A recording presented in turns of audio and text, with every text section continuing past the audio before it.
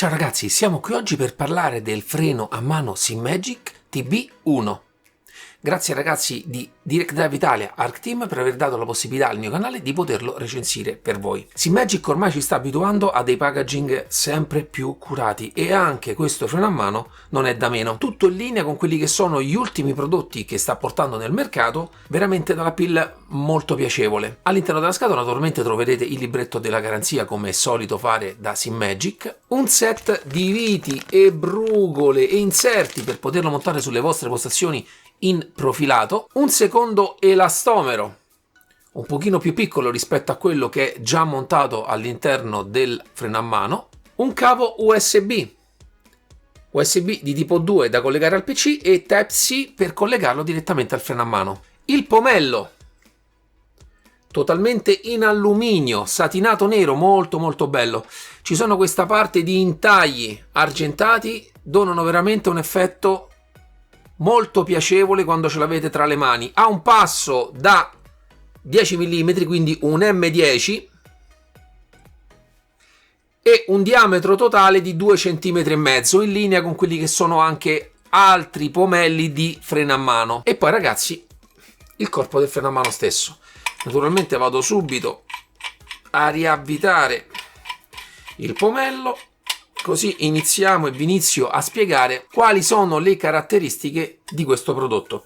Innanzitutto l'altezza totale dalla base alla parte più alta del freno a mano, parliamo di 35 cm. Tutta la struttura è in alluminio, in linea con quelli che sono anche i prodotti di sequenziali che ha già tirato fuori SIMAGIC, con tutte piastre da 5 mm, tutte nere, satinate, molto bello. Nella parte frontale sempre una piastrina da 3 mm con serigrafata la scritta SIMAGIC con anche il loro logo, tutto veramente ben curato. È possibile collegarlo, come già vi ho detto, a postazioni in profilato tramite queste asole e questi fori.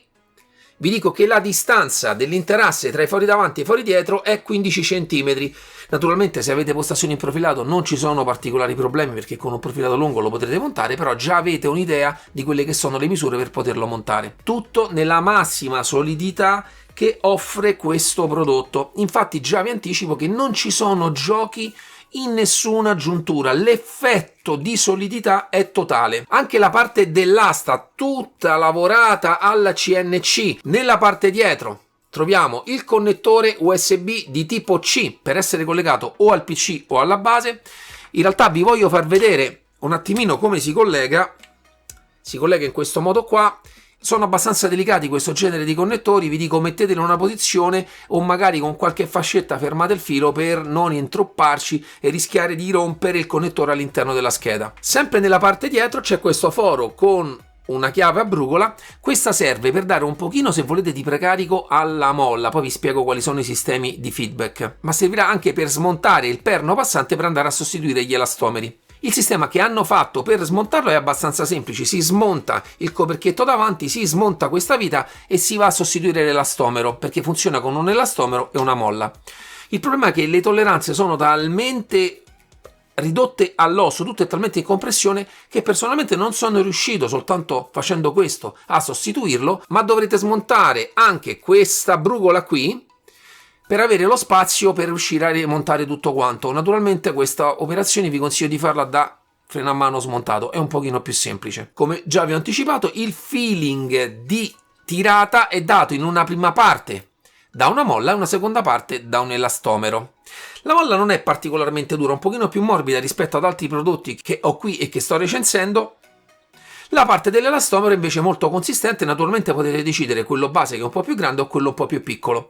Una piccola nota su quello che ho trovato già montato, che è quello di diametro un pochino più grande, è che nel normale utilizzo, quando andate a tirare, se superate una certa forza, si va a gonfiare talmente che mi andava un pochino a rigonfiare quello che è il coperchietto qui sopra, motivo per cui poi ho deciso di smontarlo e montare l'elastomero quello un pochino più piccolo, che come feeling sono molto simili, però non c'è questo tipo di problema. Naturalmente l'ho già fatto presente a SIMAGIC e sono già all'opera per sistemare questo problema.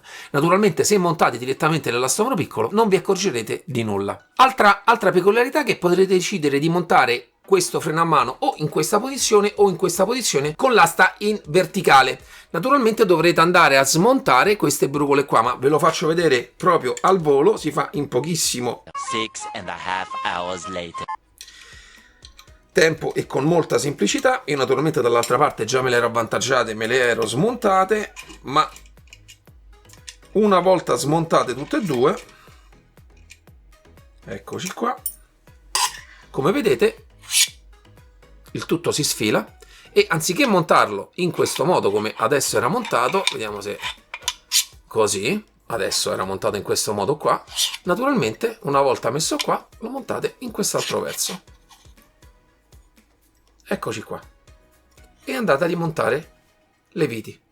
Si fa veramente in pochissimo tempo, ma proprio i materiali e le tolleranze sono veramente fatte bene, tutto si monta direttamente, le viti su questo pezzo, quindi non c'è particolare difficoltà a farlo anche da freno a mano montato.